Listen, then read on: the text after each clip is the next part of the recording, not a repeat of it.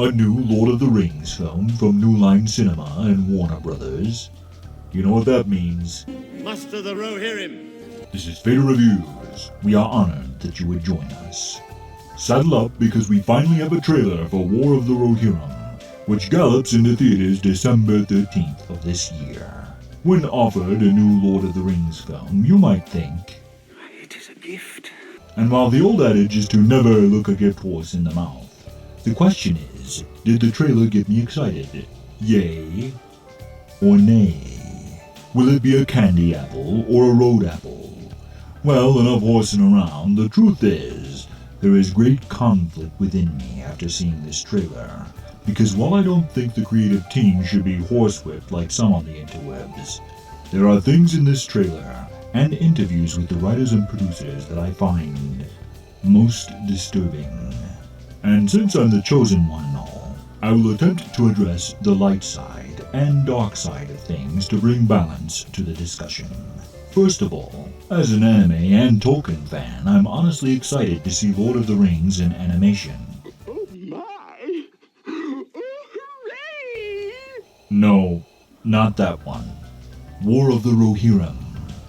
One of the positive things that struck me about this trailer were the backgrounds. The level of detail and how they recreated the Great Hall of Medicell and Helm's Deep is truly impressive. And I'm honestly looking forward to seeing what director Kenji Kamiyama brings to the world of Middle-earth, since his episode of Star Wars Visions was my favorite. Now I know some people are saying they should have made it look like the Ralph Bakshi Lord of the Rings, but who knows? Maybe they'll have one of their heroes trip on a sword in this film too.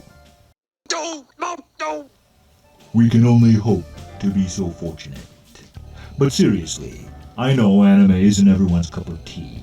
That being said, no one can deny Japanese animation knows how to do action.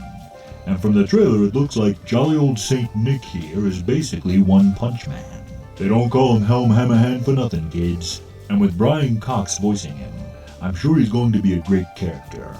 And while I agree he should have been the main character of the film like they implied when they first announced the project, everyone else on the interwebs has hammered that point home well enough.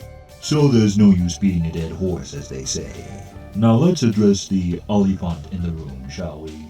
Our heroine here is a rebellious, free-spirited, red-haired princess in a green dress, who goes on a big adventure because she doesn't want to get married.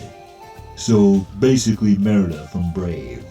I know they needed to flesh out a character for the film since she didn't even have a name in the original story, but gee whiz, they didn't have to copy Disney's homework this much. I'm sure she'll be a fine character, because according to the writers, they said they were very careful to make sure Héra wasn't going to be a standard warrior princess type.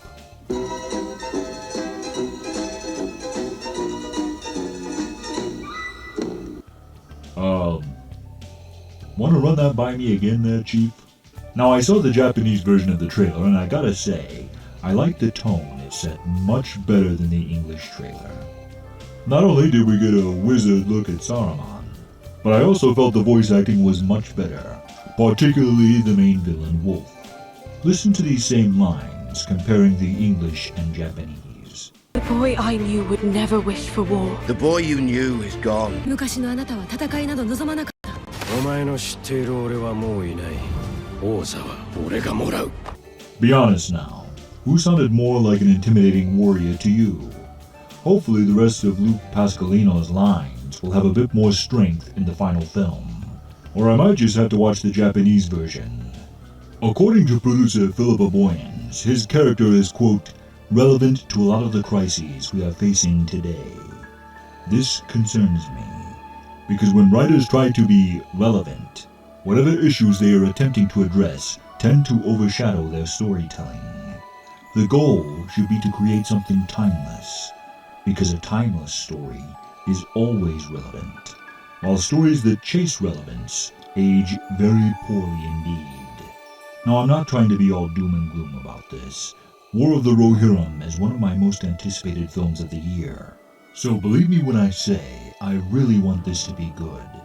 The Lord of the Rings trilogy has a very special place in my old cyborg heart. Seeing those films in theaters alongside the Star Wars prequels was a very exciting time in my life. I spent hours when I was younger watching all the featurettes on how those films were made, and it is no exaggeration to say Lord of the Rings behind-the-scenes documentaries were my film school. So in spite of all my concerns with this trailer, I like the character designs, the environments are beautiful, the animation and action looks exciting, and seeing Saruman, the Mumakil, and the Watcher in the Water was a surprise, to be sure, but a welcome one. I'm confident Brian Cox will deliver a powerhouse performance as Helm Hammerhand, and knowing Miranda Otto is returning to narrate the film as Éowyn is exciting. I'm also looking forward to hearing Howard Shore's iconic Rohan theme in a movie theater once again. So while I am tempering my expectations, I still have hope that I'll enjoy this film.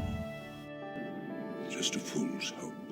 Before we go, I want to thank all my wizards for their continued support. You guys help make the magic happen around here, and you're totally wizard.